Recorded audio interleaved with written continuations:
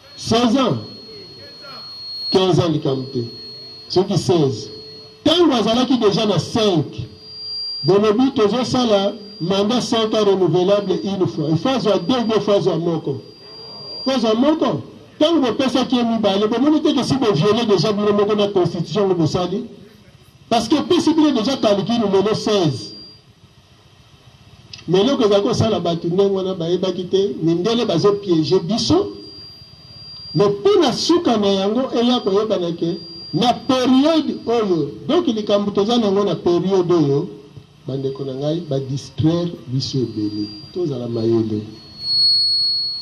soki lelo omoni erreur esalemaki na première république mindele basalaki nyonso mpo mfumuki mbango azala étouffé de accession ya mboka na indépendance barécupérer badirigeant politique bapesa mokongo na 4 janvier oyo ezwisaki bango indépendance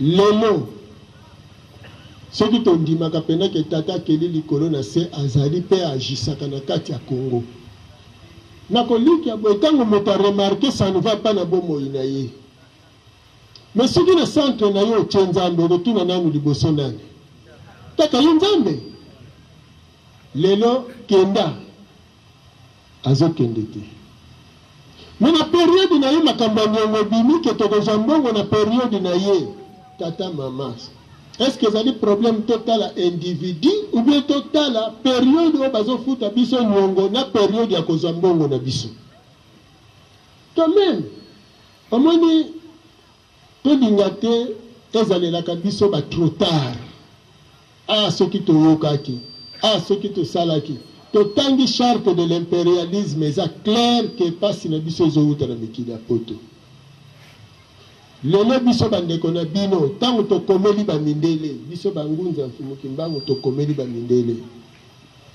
tokolikia awa na kinza mvote bolingaki bozala na esengo ke ya solo makambo bolobaka ke pasi na biso ewutaka epai ya bamindele eza ya solo contrairement ndenge bato bazoloba ke pasi ezowuta awa banani bamatisi dollar eza majorité ou bien opposition ou bien mindele bato bamatisi dollar eza nani aboya nini dollar emata okoboya ndenge nini banque mondiale alobi ke mbongo na tala boprofite mpo napesa bino nano mwa chemango zela nano me bokondi na ye bino bozopimele kopesa ye bokasi mpo afaire face na bamindele il faut afaire face na bamindele alonga bamindele tozala indépendant oyo kosala ke même président mosusu akoya nsima aya kokuta kiti wana eza libre soki akuti kiti wana sous colonisation yeba kozala kaka colonise soki akuti kiti esclave yeba kozala kaka esclave donc capitaine général na prison bakoki kochanger 10 capitaine général na boloko donc toloba nini vie ya bapoliticien ekochanger te pardon ya baprisonnier ekochanger te parce que capitaine général azozwa bainjonction na libanda mais eloko baprisonnier esengeli basala babuka mire ya prison na ye capitaine général bakoma libre bazala libanda ya prison mpo vi na bango echange ozomona donc ntango mondele azoloba ke les dirigeants du tiers-monde ne sont que nos marionnettes le pouvoir dans le pays du tiers-monde c'est nous qui l'exerçons par pression aux dirigeants. Mais na bandi bana kinzamvo de tango boyoki soki lelo boyoki communauté internationale alobi ete na Congo to lingi bote bisi bango non laissez le Congo aux Congolais ndino koza tina yango wana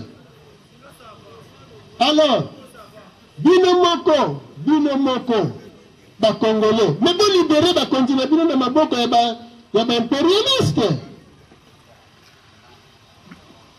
tokene misolo eloko nini elekaka na misolo oyo bozomona nakozwa exemple ya Angola bongo to exemple ya Congo pour be comprendre malamu tangu toliaki parce que bele balobaka Zaïre monnaie. Un Zaïre ezalaki $2, hein? Balaba bongo. Ezalaki na valeur, hein? Un Zaïre égale $2. Mais ça erreur. Tango basali réforme monétaire na Kasavubu, tango Mobutu azobimisa mbongo na ye, abandaki na 10 sengi. 10 sengi ezalaki na valeur ya 1 franc. 1 likuta ezalaki na valeur ya 10 francs. 5 makuta ezalaki na valeur ya 50 francs. 10 makuta ezalaki na valeur ya 100 francs. 50 makuta ezalaki na valeur ya 500 francs. 100 makuta oyo ezalaki na valeur ya 1000 francs, yango wana nde un Zaïre. Alors ce qui est un Zaïre ezali na $2, elingi koloba 1000 francs oyo ye un Zaïre azali comparé na yango nde eza na valeur ya $2. Oyo elingi koloba siko ke 50 makuta eza na valeur ya 500 francs, ye nde aza na valeur ya $1. Na 1 na 50 nani aza likolo? Hein? Na 50 na 1 nani aza likolo? Siko soki 50 makuta baleki ye na valeur bakokani na $1. Est-ce que monite que un Américain vaut 50 Congolais? 50 Zaïro à l'époque. Osomona, des Américains vaut 1000 Congolais na tango wana. Alors, eza système ya bamindele mbongo na biso ekozala kaka boye na se na mbongo na bango. Na Angola tango baaccéder na indépendance bazalaki kolia scudo. Mbongo wana ekokani na ya baportugais. Mais basengi bango fo babimisa mbongo na bango baye kobimisa kwanza. Kwanza eza na se ya scudo, eza na se ya $. Donc bambongo na biso comparativement na bambongo ya bamindele basala bongo mpona nini? Mpo lere nyonso misolo na biso na se inflation sur inflation. Parce que toza na économie te, toproduisaka te, totekaka te, tosombaka te, baimposaka biso prix na achat lokola pe na vente. Donc misère na biso ezowuta libanda. Bon, ce qui est occasion oyo esengi ke tokoma libre ezali lelo 2017. Bandeko na ngai, to bandana ko se libérer ou bien to bandana ko mizindisa. Il faut to bandana ko se libérer. Occasion ngana kanisi lelo na mboka seke banza awa na kinza umvote tangu tomoni document ya indépendance. Biso banso tokotala na tolobi ya solo ngonga na biso indépendance koki. Tika to simba na maboko na maboko. To appuyer action ya bangunza, to appuyer action oyoyo, to yoka na biso banso, po ete na Congo to tonga bomoko, Afrique ezozela biso. Vous êtes la clé. L'Afrique ne pourra jamais se développer si vous vous écartez de Mfumukimbangu. Mfumukimbangu abotama na mboka nini? Na Congo, epai wa pasengeli kondimela ye liboso. Eza Congo. Na kati ya Congo abotami wapi? Na Congo central. Esika nini bakoki babandela? Eza na Congo central. Mais esika oyo bazonyi na Mfumukimbangu makasi wapi? Congo central. Esika oyo bazonyi na 4e président, bazonyi na prophétie ya 4e président, eza nani? Congo central. Mais Congo central, to solo la lisolo ya famille. Soki ngai lelo na ye na bali mwana seke banza. Bogobenga ya kinza umvote bogobenga nga semeki na bino te.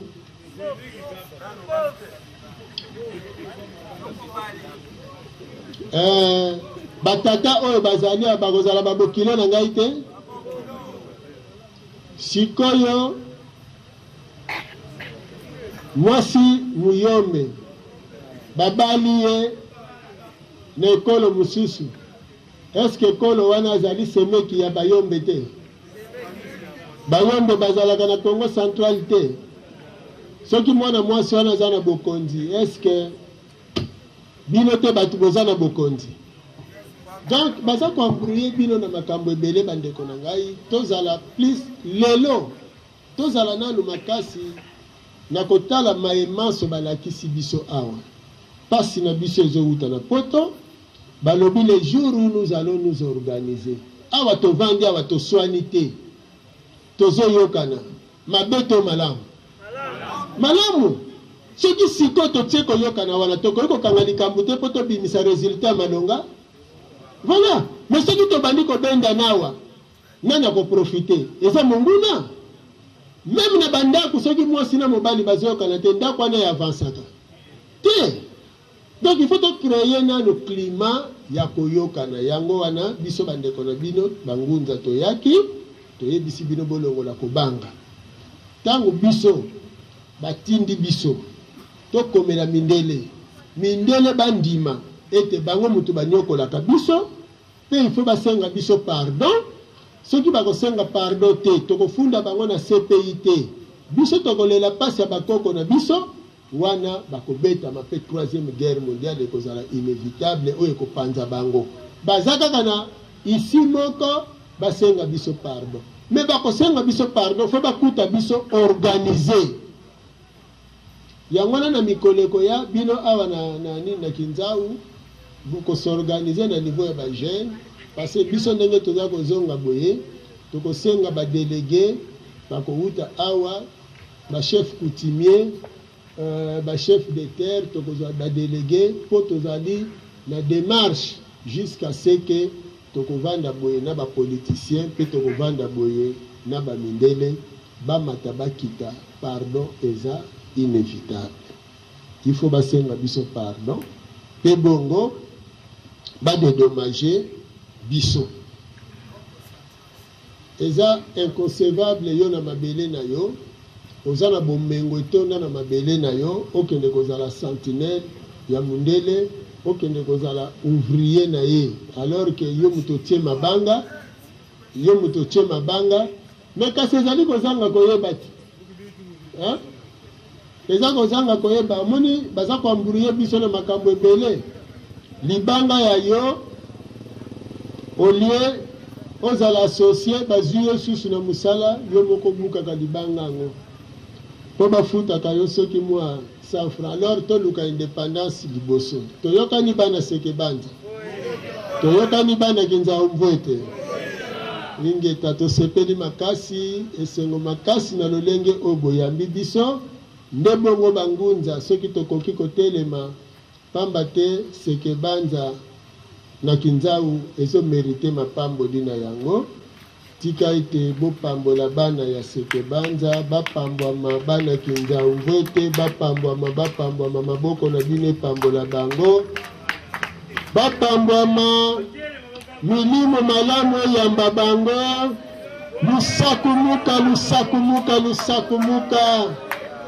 lusala lukela luva bike luva bingi ntsambu ya ntsambu kubene nzangu kulu kaka ntika nkulu kumuntu alaka lumimako bokozala kaka balongi pe bokokosama lisusu te ingeta bana seke banza na mabele ya Kinzau bokozala bana ya kimia lere nyonso bovandi bangunza balekaki awa balobaki nini toyokana tobongisa po ete esika nyonso babongisaka mapamboli ezalaka wana kimia ezala na bino mapamboli lisusu ezala na bino kobuka kala kobuka ligablo ya ndeko na yo te eza lisumu munene po ozokwesa ye ale nsima nango bandi susu kolela o te biso pasi kobima na balabala te otya desordre ezangi ntina luka tosala mosala na kimia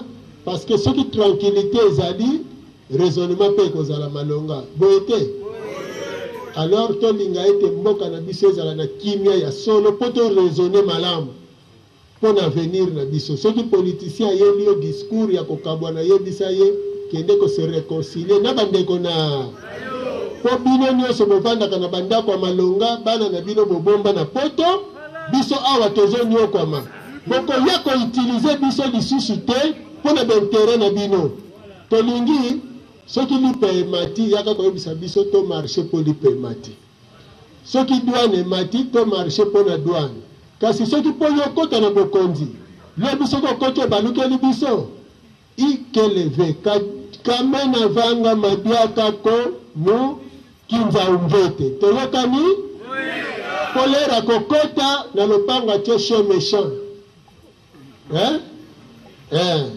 akoya propaganda wa mbangu soki akoti abosani bino bobovotaka bayaka bakenda bongo mbala nsima nkutu azowa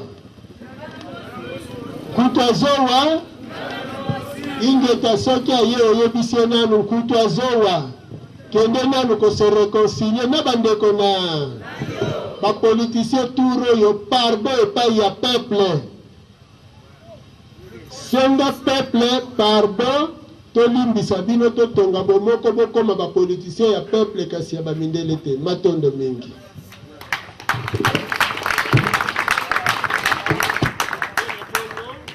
tokoki kovanda po tosukisa manaka na biso tata ntwadisi biso tokosambela bana ya kinzao basi bazwi mapamboli na bango bongo bino bokosukisa kotelemisa biso na nzambe ya lokumu tosambela baso tokutondele mvangi eto akikadila wene sukala mvuya mvu indinga muno kesa dino kusuki ambula bieka nzala mpanda ngola buteti vutuka diaka na tuvidila kintua dezingu ntsazeno tumeni luakanga mtoto eu wakinza umvwete tata tia matondo bulumeni dio kubika yebana babantu na temu loko leki bameni vwanda munalanda samwenu lusaku munu bameni tambula bika lwabuta mbutu nkamenkama mafunda muluzingu lwao basakumuka bawu yebana babana bawu na temba ndukumi esamba n'ubonto gweni na ntilulu zenu tata matumeni wa mudumbukia unu bika mabuta mbutu mukatiko luzingu lwetu tuvisa vo muna nzitu sulu za ntilulu ziwalongo mfumukimbangu imwa ukeleka tuna kikudila yekudila bandombe babo bika na tukudikila diaka teso kia zawi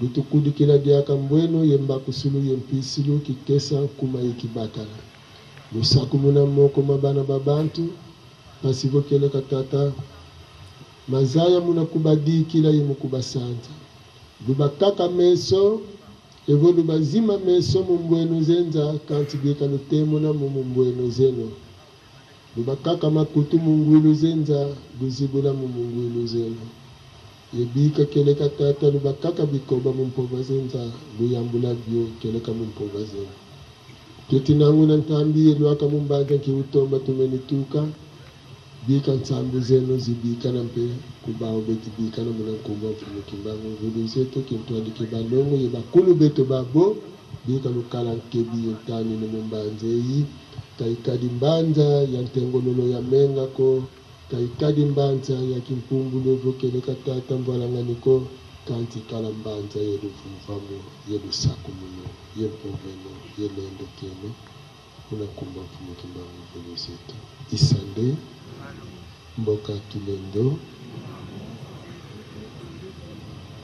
vantoto ntsatu zako zizele kadi vyongolo tisakidi zibulanza elo satana baku tuana mavimpi mbabo katulanka kumyanyo finama mbeto kwa ngolo zazo finama mbeto kwa losadisu finama mbeto kwa lumu isande butwele baside nzi ke lu matondo lusala kono muyenge telema mwana kongo moko mibale telema mwana kongo tosangani na pasi tosangani na bokasi pona bonsomi tombola elongi egumba makala pona yango tokamata lolenge malamu na kimia bato anguya na mosala tokotonga mboka kitoko koleka na kimia mwana mboka yemba nzembwa lokumu na binwa bosangani na lolendo kumisa bendele nayo ya tina ya bonsomi Kongo epambwama ya bakoko mboka elingama tokotondisa yango pe tokobatela monene na yango mokolo mwatuku misato na sanza ya motoba mokolo mwa moi ya kimia mokolo mwa lokumu zala ndenzeneneke mokolo mwa lokumu pe ya ndai ya bonsomi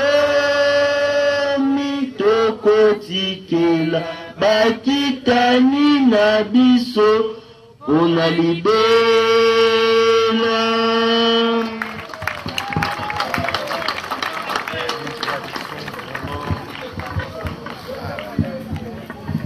Matondo mingi wana ezalaki bongo tozongisi matondo mingi na bango meye lesongi nzila fumukusukia mzala panda na Angola, chef spirituel rénovateur président et représentant légal des chefs mingi pe bangunza na fumuki mbangu na sacrifice nyonso bino bosali na komona na awa e matondo na bana kinzayo na sens ya devoir oyo bino bolakisi na nyonso oyo eleki nde tozongisi bongo matondo mingi topesi nzela na lesongi ya nzela bongo toboti maboko makasi lokola pe biyokiyoki epai ya mokonzi ya religion africaine mokonzi ya bangunza ya Afrika, mokonzi ya bangunza ya Afrika, rénovateur, président, représentant légal.